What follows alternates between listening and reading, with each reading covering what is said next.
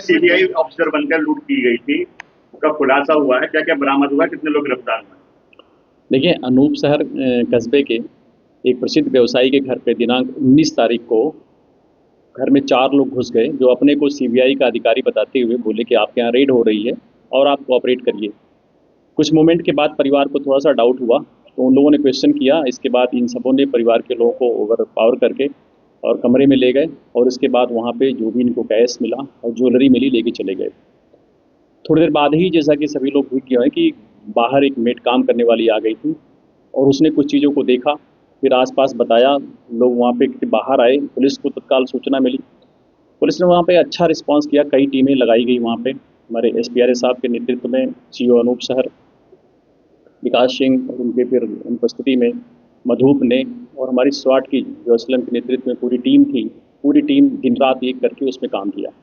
हम लोगों ने उसमें शुरुआत से ही सीसीटीवी कैमरे, मोबाइल सर्विलांस, मैनुअल सर्विलांस के साथ साथ त्रिनेत्र ऐप का भी उसमें सहयोग लिया, और फिर सारी चीज़ों को कड़ियों से कड़ियों तक जोड़ने के बाद इनका फिर मूवमेंट क्लियर हुआ।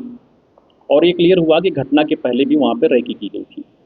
उन सीसीटीवी को देखा गया तो उसमें कुछ बदमाश चिन्हित हुए, जिसको त्रिनेत्र से हम लोग फिर मैच भी कराए, और उनके बाद फिर उन पर काम शुरू हुआ। अल्टीमेटली इसमें गिरफ्तार हुए 5 हुए। उससे मालूम चला कि एक व्यक्ति जो उनके दुकान पर ही काम करता था और अपना खुद का ट्रैक्टर लगा करके वहाँ से रोज़ बिल्डिंग मटेरियल्स के सामान या फर्नीचर्स के सामान उन जगह छोड़ता रहता था। तो डेली वो वॉच करता था, क्योंकि वो खुद में पहले क्रिमिनल था और उसकी हिस्ट्री सीट भी खुली हुई थी। एक आपराधिक पृष्ठभूमि का व्यक्ति था जिसका नाम संजय। उसी ने फिर इस बात को दूसरे बदमाशों से बताया, और ये घटना 3 महीना पुरानी, 3 महीना पहले ही उसने शेयर किया कि ऐसे ऐसे इनके यहाँ काफ़ी मात्रा में पैसा ज्वेलरी मिल सकता है। बल्कि उसने यहाँ तक कहा कि 1 करोड़ तक की चीज़ें हो सकती हैं।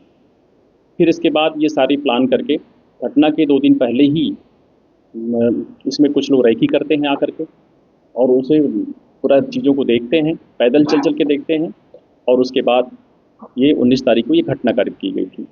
जो इसमें सामान गया था शुरुआती लेवल पर, बहुत अच्छी आइडिया उनको नहीं थी।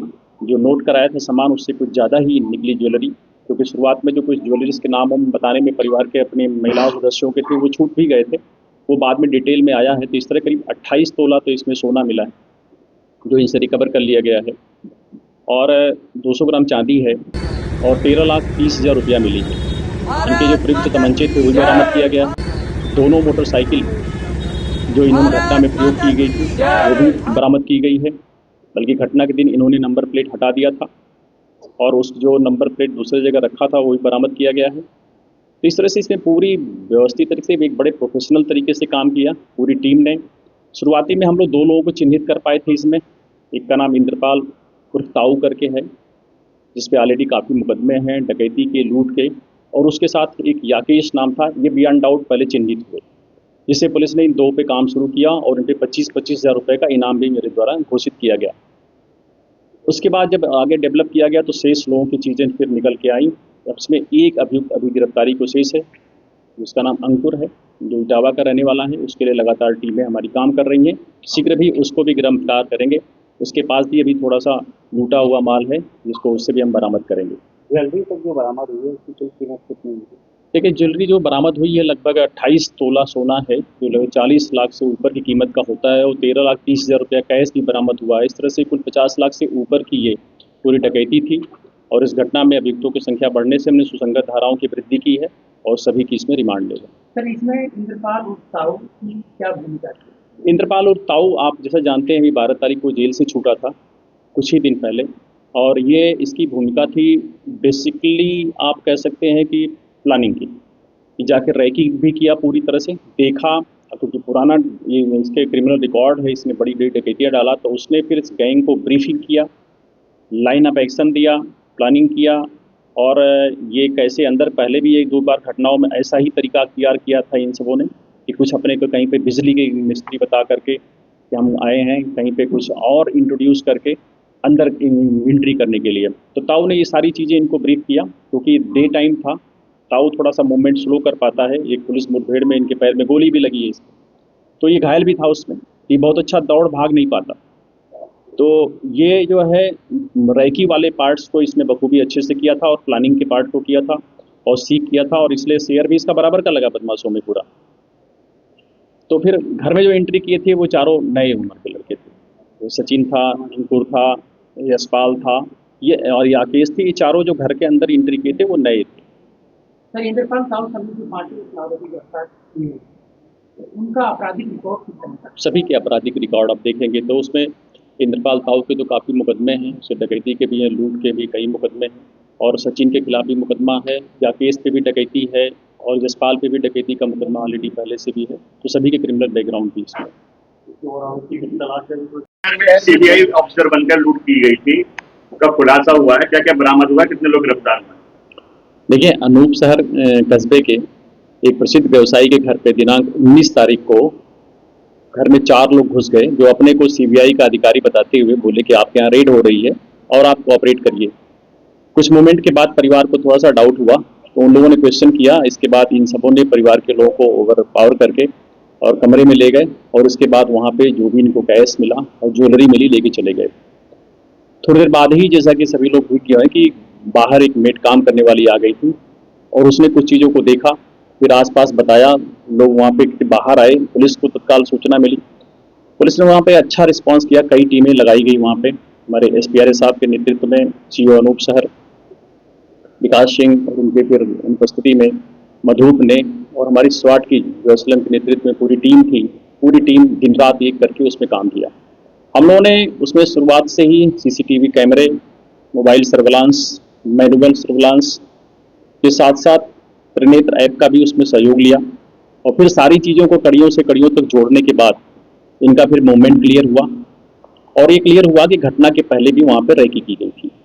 उन सीसीटीवी को देखा गया तो उसमें कुछ बदमाश चिन्हित हुए, जिसको त्रिनेत्र से हम लोग फिर मैच भी कराए, और उनके बाद फिर उन पर काम शुरू हुआ।